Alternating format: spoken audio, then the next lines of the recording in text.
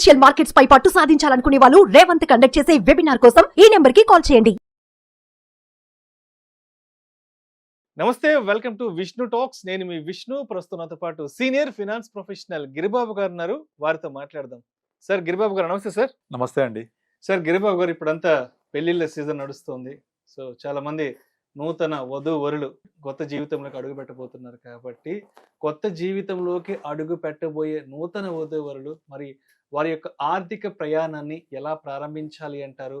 ఆర్థిక విషయాలను ఒకరికొకరు ఏ విధంగా షేర్ చేసుకోవాలి అంటారు?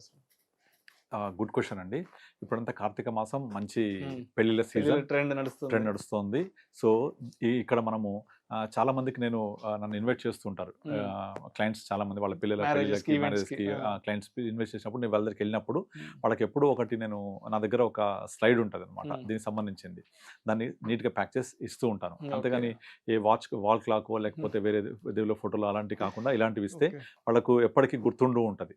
సో అలా గుర్తుండేలాంటిది ఇవ్వాలి అని నేను ఎందుకు నిర్ణయించుకున్నానంటే, నార్మల్గా వాళ్ళ ప్లానింగ్ అనేది ఎలాగైతే ఒక అమ్మాయిని, ఒక మంచి అమ్మాయి లేదా అమ్మాయి అయితే అబ్బాయిని వాళ్ళ యొక్క ఈడు జోడు తగ్గట్టుగా, ఆలోచన తగ్గట్టుగా మాట్లాడుకొని ఎలా అయితే ఎంచుకుంటారో, అలాగే ఇద్దరు వాళ్ళు కలిసి కొనసాగించే ఆ ప్రయాణాన్ని తొలి అడుగులోనే వాళ్ళ యొక్క ఆర్థిక స్వేచ్ఛ వైపు, ఆర్థిక స్వావలంబన వైపు, వాళ్ళ యొక్క ఫైనాన్షియల్ ఫ్రీడమ్ వైపు ఇద్దరు చర్చించుకొని అడుగులేస్తే చాలా బ్యూటిఫుల్గా ఉంటుంది వాళ్ళ లైఫ్. ఎందుకంటే మనము ఒక విషయం చెప్తుంటాం, మానవ సంబంధాలని ఆర్థిక సంబంధాలే. సో ఇప్పుడు నార్మల్గా దాదాపుగా ఇప్పుడున్న ట్రెండ్లో మీకు వైఫ్ అండ్ హస్బెండ్ వర్క్ చేయడం అనేది వెరీ కామన్. ఇద్దరు వర్క్ చేస్తూ ఉంటారు. పిల్లలు పుట్టేంత వరకు వైఫ్ కంపల్సరీ వర్క్ చేస్తూ ఉంటుంది. పిల్లలు పుట్టినప్పుడు వాళ్ళు మెటర్నిటీ లీవ్ తీసుకుంటారు, తర్వాత కూడా కంటిన్యూ చేస్తుంటారు. మేబీ ఒక 6 months 1 year లీవ్ పెట్టేసి కంటిన్యూ చేస్తుంటారు. అలా ఒక 40-45 వరకు చేస్తూ పిల్లల్ని సవరించుకుంటూ ఇల్లు చక్కదిద్దుకుంటూ చేయడం అనేది హెడ్స్ ఆఫ్ టు ది మహిళలు. సో దాంతో పాటుగా వాళ్ళ యొక్క ఫైనాన్షియల్ గోల్స్ని కూడా హస్బెండ్తో కూర్చొని, హస్బెండ్తో చర్చించి ఎలా ఉండాలో ప్లాన్ చేసుకుంటే వాళ్ళ యొక్క 45-50 తర్వాత లైఫ్ బ్యూటిఫుల్గా ఉంటుంది. ఎందుకు నేను 45-50 అంటున్నానంటే, ఇప్పుడున్న పరిణామాలలో ఎవరు కూడా మన పేరెంట్స్ లాగా 60 దాకా వర్క్ చేయాలి, 60 తర్వాత రిటైర్ అవ్వాలి అనే ఆలోచన లేదు. చాలామంది 40-45 తర్వాత వాళ్ళ యొక్క రిటైర్మెంట్ లైఫ్లోకి మూవ్ అవ్వాలని ప్లాన్ చేస్తున్నారు. ఇక్కడ రిటైర్మెంట్ లైఫ్ అంటే ఏదో కృష్ణారామ అంటూ వసార్లో కూర్చునే లాంటి లైఫ్ కాదు. 9 to 5 జాబ్కి స్వస్తి పలికి మనకు నచ్చిన టైంలో, మనకు నచ్చిన విధంగా మన టైం మనం స్పెండ్ చేసుకుంటూ, మన టైం మనతో ఉంటూ మనం మన లైఫ్ లీడ్ చేయడమే రిటైర్మెంట్ యొక్క ఫైనాన్షియల్ ఫ్రీడమ్. ఎగ్జాక్ట్లీ. ఆ ఫైనాన్షియల్ ఫ్రీడమ్ వైపు అడుగులేస్తూ మనం ముందు నుంచే ప్లాన్ చేసుకుంటే బ్యూటిఫుల్గా ఉంటుంది. దీనికోసం ఫస్ట్ ఏం చేయాలి అంటే, వాళ్ళ యొక్క లైఫ్ స్టార్ట్ అయిన ఫస్ట్ మంత్ నుంచే నీ శాలరీ ఎంత, ఇద్దరు శాలరీ ఎంత, ఆ శాలరీలో ఖర్చులు ఎంత, ఆ ఖర్చులు దేనికి వెళ్ళిపోతున్నాయి. సో కొంతమందికి, చాలా మందికి చూస్తుంటాను, ఏదో ఒక రూపంలో అప్పులు ఉంటాయి చాలా మందికి. అంటే పెళ్లికి ముందు నుంచే పేరెంట్స్కి సపోర్ట్ చేయడం వల్లనో లేకపోతే ఫ్యామిలీకి సపోర్ట్ చేయడం వల్లనో కొన్ని అప్పులు ఉంటాయి. ఈ అప్పుల్ని తీర్చడం కోసం వరకు వాళ్ళు కొంత టైం స్పెండ్ చేస్తారు. ఈ లోపల అప్పులు తీరిపోతాయి. రాగానే నెక్స్ట్ సొంత ఇల్లు కావాలి, ఒక ఫ్లాట్ కొనుక్కోవాలి. అండ్ ఫ్లాట్ కొనుక్కోగానే ఫ్లాట్లో కొత్త ఫర్నిచర్ రావాలి, కొత్త ఫర్నిచర్తో పాటు ఒక కొత్త కారు, పాప బాబు పుడతారు, పుట్టగానే వాళ్ళ ఎడ్యుకేషన్. ఇలా మన యొక్క లైఫ్ స్టార్ట్ అయిన ఇమీడియట్లీ ఒక ఫస్ట్ 5-6 years ఇలాంటి ఎక్స్పెన్స్ వస్తాయి కంపల్సరీ.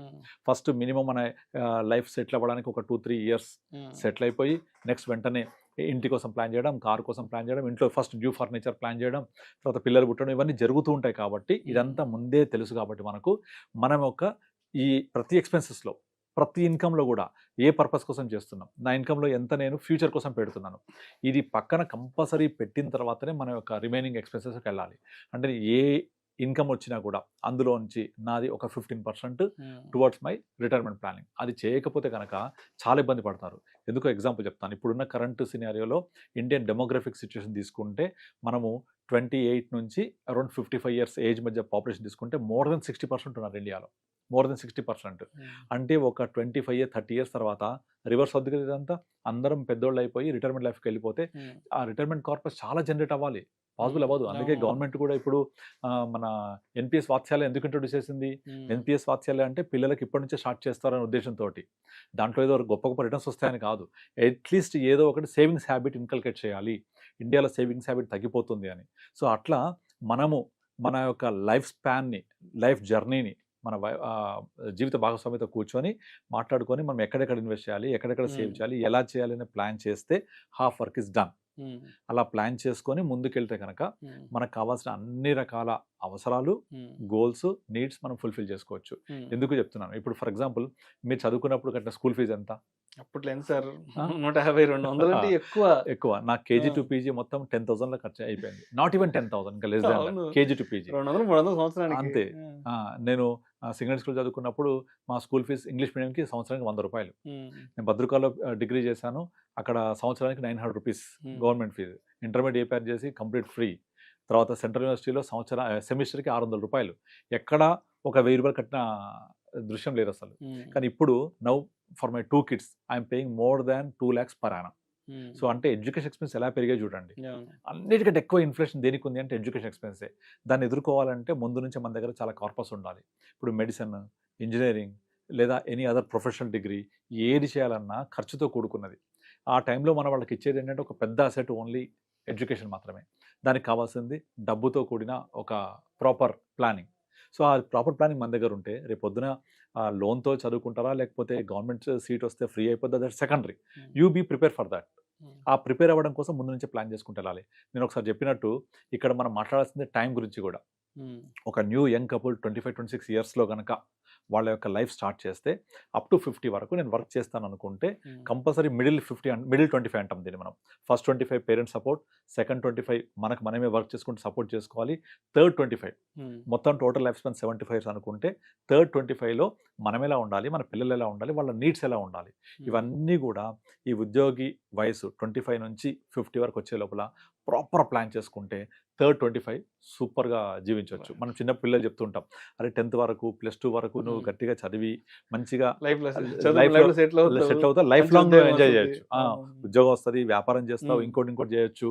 నీ మొదటి 15-20 సంవత్సరాలు కష్టపడితే చివరి 60 సంవత్సరాలు హ్యాపీగా ఉంటావు. సో మొదట్లో కష్టపడ్డవాడు చివరిలో సుఖపడతాడు, మొదట్లో సుఖపడ్డవాడు తర్వాత కష్టపడ్డ చరిత్రలో లేదని రజనీకాంత్ చెప్పాడు ఆల్రెడీ. సో కనుక మొదటి అడుగు ఎప్పుడైనా సరే కొంత కష్టంతో కూడుకున్నది. ప్లానింగ్ అనేది కష్టమైంది. ఈవెన్ జీతం రాగానే ఖర్చు పెట్టడం చాలా ఈజీ, కానీ అదే జీతాన్ని నాకు రేపటి కోసం పక్కన తీసి పొదుపు చేయడం చాలా కష్టం. అలా చేసేప్పుడు మనం కొన్ని మిస్టేక్స్ కూడా చేస్తుంటాం. లైక్ తీసుకెళ్ళి మొత్తం రియల్ ఎస్టేట్ పెట్టేస్తూ ఉంటారు, లేదా వైఫ్ అడిగింది కదా మొత్తం గోల్డ్ కొనేస్తూ ఉంటారు. ఇట్లా రెండు చేయొద్దు. Diversify, proper asset allocation, proper diversification of investment. ఇందులో చేసేటప్పుడు ఖచ్చితంగా మ్యూచువల్ ఫండ్స్ని విస్మరించొద్దు. మెజారిటీ ఆఫ్ మనీ మ్యూచువల్ ఫండ్స్కి వెళ్ళిపోతే దాంట్లో లిక్విడిటీ ఉంటుంది, సేఫ్టీ ఉంటుంది, రిటర్న్స్ ఉంటాయి, ఇవన్నీ ఉంటాయి అందులో. అండ్ ఇంకొకటి నెక్స్ట్ జనరేషన్కి ఈ మ్యూచువల్ ఫండ్స్ అనేవి దొరికిన అత్యుత్తమమైన ఇన్వెస్ట్మెంట్ ఆబ్జెక్టివ్ ఇది. మన real estate, gold, FD, fixed deposit, insurance policies జమానా అయిపోయింది. ఇప్పుడంతా న్యూ జమానా, అంతా క్యాపిటల్ మార్కెట్స్ వైపు వెళ్తున్నాం. అందులో స్పెక్యులేషన్ అవి వదిలేసి ఇన్వెస్ట్మెంట్ వైపు ఆలోచించాలి. కనుక నెక్స్ట్ 10 yearsలో we're going to see big thing for India. అది జరుగుతుంది అంటే we're automatically participating India growth story. కనుక అలా మనం ప్లాన్ చేసుకుంటే మన యొక్క నెక్స్ట్ 25 అంటే 25 బాల్యం, సెకండ్ 25 మనది యవ్వనం, plus towards the retirement, third 25 retirement life చాలా బ్యూటిఫుల్గా ఉంటుంది. రీసెంట్గా నా క్లయింట్ ఒక మైక్రోసాఫ్ట్లో మంచి శాలరీ తోటి వర్క్ చేస్తున్నాడు, సడన్గా లే ఆఫ్ అయిపోయింది. Is literally struggling. ఇంకా తప్పని పరిస్థితుల్లో ఒక చిన్న స్టార్ట్అప్ కంపెనీ జాయిన్ అయ్యాడు. ఫుల్ ప్రెజర్, వాళ్ళు సింగపూర్ పంపించారు స్టార్ట్అప్ కంపెనీ వాళ్ళు. అక్కడ వర్క్ చేయలేక ఇండియాకి తిరిగి వచ్చేసాడు. ఇప్పుడు డబ్బులు లేవు. కారణం ఏంటంటే ఒక విల్లా కొనేసాడు, ఇంకో ఊరవతల విల్లా, ఊర్లో ఒక ఫ్లాట్ ఈఎంఐలు పెట్టేశాడు. అవి కట్టలేక ఇబ్బంది పడుతున్నాడు, ఇంకెక్కువే ఉంది. అండ్ పిల్లలు ఇప్పుడు ఇద్దరు కూడా +2 అయిపోయి ఇంజనీరింగ్కి వచ్చేసారు. వాళ్ళకు డబ్బులు కావాలి, ఆ విల్లా డబ్బులు ఇవ్వదు. ఒకటి కిరాయికి ఇచ్చి ఇప్పుడు ఎడ్యుకేషన్ కోసం సిటీలో ఉంటే ఇక్కడ ఫ్లాట్, పెద్ద ఫ్లాట్, ఇంకా మంచిగా ఉండడం కోసం విల్లా, రెండు ఉన్నాయి. But what about the retirement planning? Already 48. Microsoft ఉన్నంత కాలం మంచిగా నడిచింది. వన్స్ మైక్రోసాఫ్ట్ బయటకు రాగానే స్టార్ట్ అయిపోయింది. వితౌట్ నోటీస్ పీరియడ్ తీసేశారు. అదృష్టం ఏంటంటే ఒక 12 monthsకి హెల్త్ ఇన్సూరెన్స్ ఇచ్చారు అంతే. కొంత శాలరీ ఇచ్చారు, ఒక 3 months 6 months శాలరీ. బట్ సరిపోదు కదా అది. ఇక్కడ నుంచి ఇంకొక 25 years బతకాలి. పిల్లల ఎడ్యుకేషన్, రిటైర్మెంట్ ప్లానింగ్, ఇవన్నీ చాలా ఇబ్బందితో కూడుకున్నాయి. ఇలాంటి లైఫ్ ఎగ్జాంపుల్స్ చాలా చూస్తూ ఉంటాం. సో ముందు నుంచే ప్లాన్ చేసుకోవాలండి. Thank you sir, thank you so much Giribabu. Thank you అండి.